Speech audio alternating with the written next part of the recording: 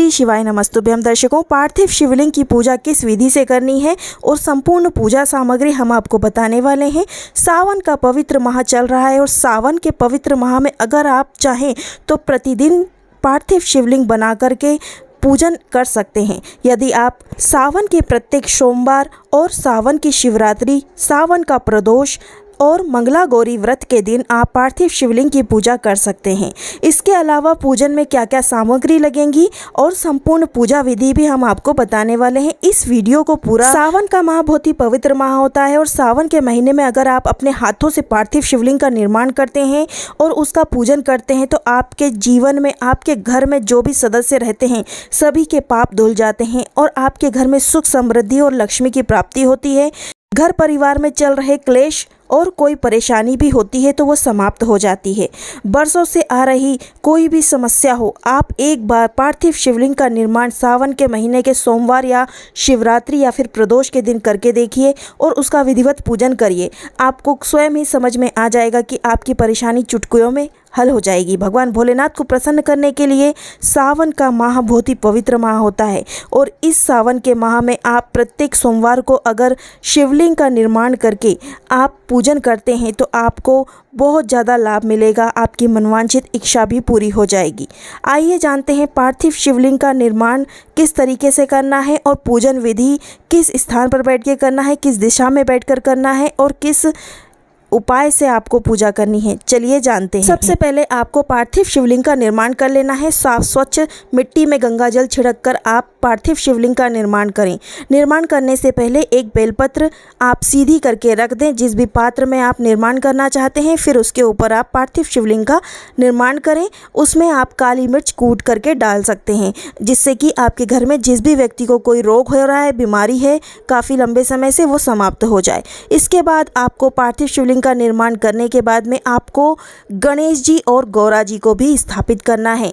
चाहे तो आप मिट्टी के भी गणेश जी और गौरा जी बना सकते हैं। अगर ना बना पाए तो आप 2 सुपारी रख लें। एक सुपारी को गणेश जी का स्वरूप मान लें और एक सुपारी को आप गौरा जी का स्वरूप मान लें, जैसा हमने यहाँ पर स्थापित कर रखा है।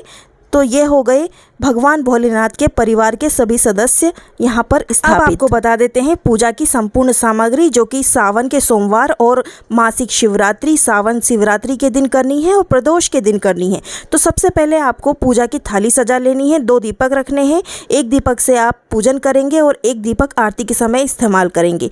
थाली में आपको पूजा की संपूर्ण सामग्री रख लेनी है, जैसे लौंग, इलायची, भस्म, सिंदूर, जनेऊ और कलावा, अक्षत यानी चावल, भोग के लिए मिश्री या फिर गुड़ वगैरह इत्यादि सामग्री। और भस्म आपको अवश्य रखनी है। सिंदूर, काली तिल्ली, काली मिर्च और चंदन, सफ़ेद चंदन, लाल चंदन, घी का दीपक, गाय के घी का दीपक रखना है। एक पात्र में आपको चंदन को घोल करके रखना है जिससे कि आप भगवानों को और पात्रों को तिलक कर सके, जैसे कि गरुड़ घंटी को, दीपक को आपको पहले से ही तिलक करके रखना है। इसके बाद आपको दुर्वा ले लेनी है, शमी पत्र लेना है, पान के पत्ते, अकाड़े का फूल, आंकड़े का फूल, गुलाब के फूल, कनेर के फूल और इत्यादि फूल ले लेने हैं। और आपको बेलपत्र भी ले लेनी है। जितनी आपको मिल जाए उतनी बेलपत्र आप ले सकते हैं। 21, 11, 51 या फिर एक बेलपत्र से भी आप भगवान शिव की पूजा कर सकते हैं। सावन की शिवरात्रि के दिन आपको 21 या 7 गुलाब के फूल ले लेने हैं जो कि भगवान भोलेनाथ को अर्पित किए जाएंगे और यह उपाय पूज्य गुरुदेव पंडित प्रदीप जी मिश्रा द्वारा बताया गया है। तो आप इन सामग्रियों को, चीज़ों को ज़रूर ले लें।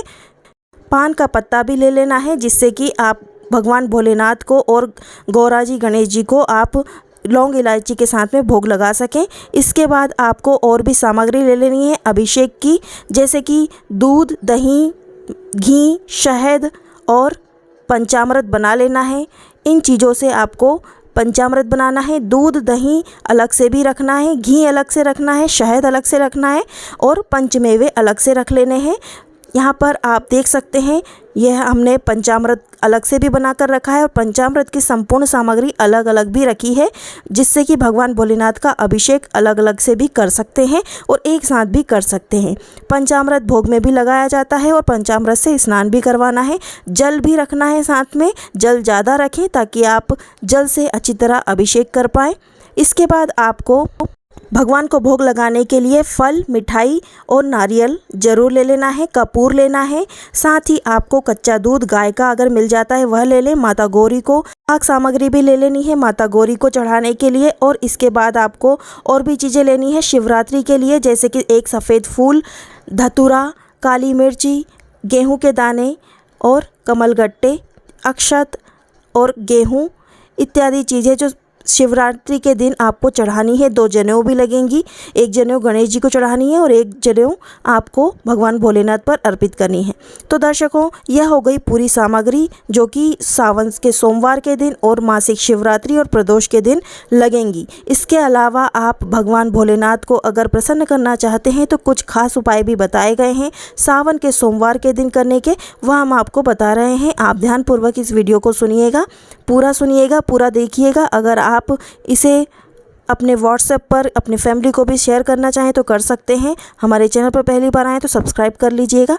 आगे बताते हैं क्या उपाय करने हैं। अगर आप धन की वृद्धि करना चाहते हैं तो आप भोलेनाथ पर काली मिर्च के साथ में 2 कमलगट्टे जरूर अर्पित करें। सावन के सोमवार, मासिक शिवरात्रि और प्रदोष के दिन शाम के समय प्रदोष काल में यह पूजा होगी, तो आप इस उपाय को अवश्य कीजिएगा। यदि आपके घर में लक्ष्मी टिकती नहीं है, कर्जे बढ़े हुए हैं, तो इसके लिए आपको समीपत्र भोलेनाथ पर अर्पित करने हैं। 7 समीपत्र आपको भोलेनाथ पर अर्पित करने हैं शहद में डुबो करके आप अगर अर्पित करते हैं तो आपके घर में अपार धन लक्ष्मी की प्राप्ति होती है, आपके कर्जों से आपको मुक्ति मिलती है।